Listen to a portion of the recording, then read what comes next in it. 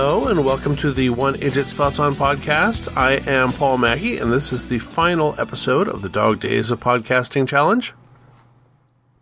Today, I'm just going to kind of look at what the podcast is from week to week. Obviously, I'm finished with Gravity Falls at this point. One thing I failed to mention after being pretty good about air dates for most of the show was the wait between Part 2 and finale night. People had to wait between November 23rd, 2015 until February 15th of 2016. One positive to catching up to the show all these years later, I suppose. My daughter wants to get the Book of Bill, so I will probably be looking at that at some point. I imagine I'll report back on that here. I did do some research, reading through articles about the potential of a Season 3 or spin-off series, and as expected, it seems to be mostly speculation. What is known is that Alex Hirsch continues to have a relationship with Disney and has had what they are calling talks with them. The most hopeful out there think this represents talks about Season 3. There is a website connected to the Book of Bill that has eager fans noticing a countdown, a count up, and various other dates and alleged signs, along with a lot of ciphers and the like that I never dug too far into. Jason Ritter's X account got into the game by being allegedly possessed by Bill, but I've also seen quotes from Kristen Schaal saying she's begged Hirsch to make a continuation and it's gone nowhere. If there is ever a continuation or spin-off, I'll be sure to cover it here. After that 80s show, I thought I'd stay away from sitcoms, and yet I did Men with Brooms. I don't expect to cover more animation in the near future, but I wouldn't say never. So, I do have ongoing programs I'll continue watching, a couple of which will end sooner than later. The big one that will undoubtedly take years for me to complete is The Rockford Files. It's a 1970s detective show, but it takes its inspiration from earlier eras. I've been a fan of Raymond Chandler since high school, and I can see some Marlowe in Rockford. I've spotted at least one direct reference to Marlowe so far in the series. It's 1970s network television, so while some supporting characters stay the same, I don't expect much in the way of continuing storylines. I've definitely enjoyed spotting actors who were either big long before their guest spot or were on their way up, along with plenty of real character actors I remember from their work in the 80s going from show to show as various one-off characters. I usually take time out to find some interesting minor detail of setting or props to dig into as well. I've also been watching Whiz Kids, which is a television series from the 1983-84 CBS season. It's an adventure drama with a teenage cast from the creators of Simon & Simon, and the hook is computers and technology. This show is part of the same zeitgeist that brought the motion picture War Games at about that same time. And while the Whiz Kids have not dealt with global thermonuclear war, there have been weapons of mass destruction involved, and I'm only 4 episodes in. I definitely remember the show being on when I was 10, and I watched some of it, but so far I haven't recognized an episode that I actually saw back then.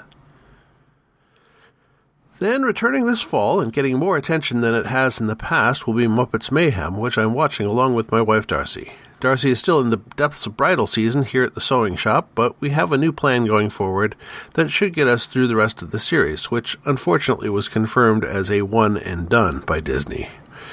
If you don't know, this is a show about an aging record company on the verge of closing down with a fresh young executive that finds an old contract that shows the label is owed an album from the Electric Mayhem, the Wild Muppet touring band that never made it into the studio. She then attempts to wrangle them into a studio to produce a record that might save the label or at least her career. Darcy and I aren't too far in, but there are only 10 episodes, or tracks as they're calling them, so we could wrap it up in fairly short order. So next up, after Whiz Kids and Mayhem are concluded, I have 3 new series to watch alongside the continuing Rockford Files. I'm going to let you know 2 of them today. Each ran 43 episodes, which is why I chose to do them at the same time, though they do share some other connections. Both are from older periods than the present, and I've seen some episodes of both, but definitely not all of them.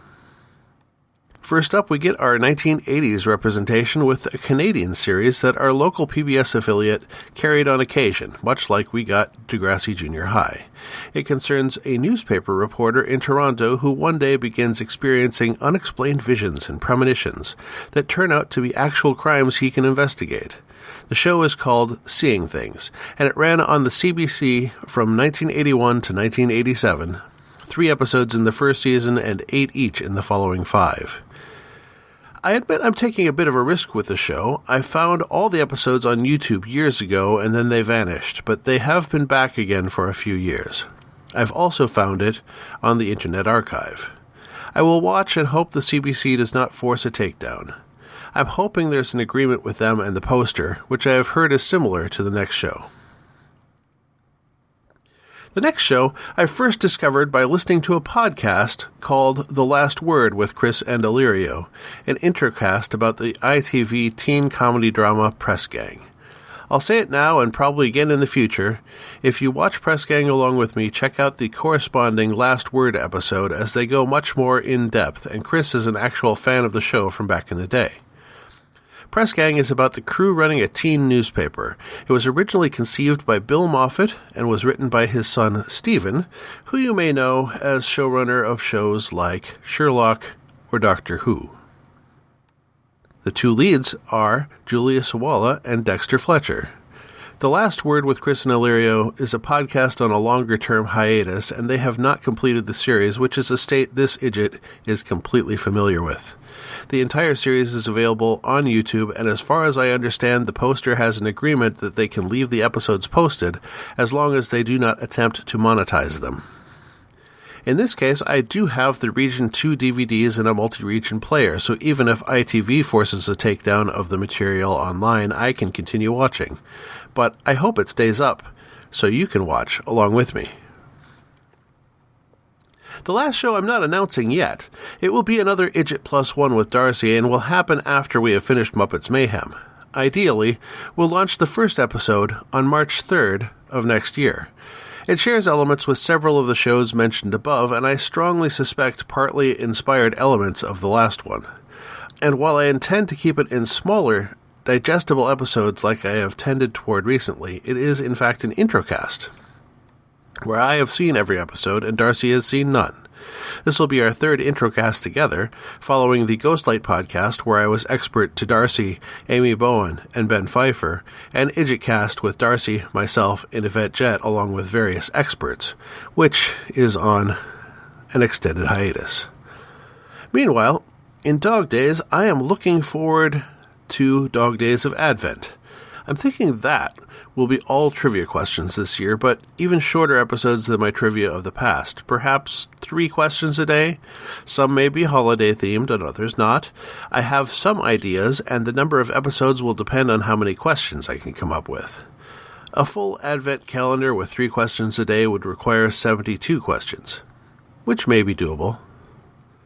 So back to the near term, I do not know for certain which series you will hear an episode of next. It's not going to be Muppets Mayhem, but it's a toss-up whether it is The Rockford Files or WizKids. I hear Craig announced that the Megafeed is extended to September 6th, so if all goes well, Megafeed listeners might still hear another show from me before the Megafeed wraps up. Happy hunting! You've been listening to the One Idjit's Thoughts On podcast produced by Paul Mackey in association with Nimlas Studios. Any short clips of audio from shows is included under fair use for commentary purposes, and copyright for that content remains with its original copyright holders. The theme song is Too Good by Jack Mangan and is used by his generous permission. One Idjit's Thoughts is produced under a Creative Commons Attribution, Non-Commercial, No Derivatives 4.0 International License. You can find more episodes of this podcast and many other fine podcasts at nimlas.org. You can contact me by emailing idjitcastpodcast@gmail.com or commenting on episodes at nimlas.org.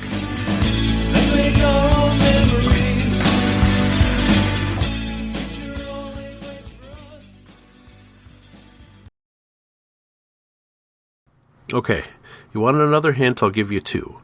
Shoulder pads and BMW.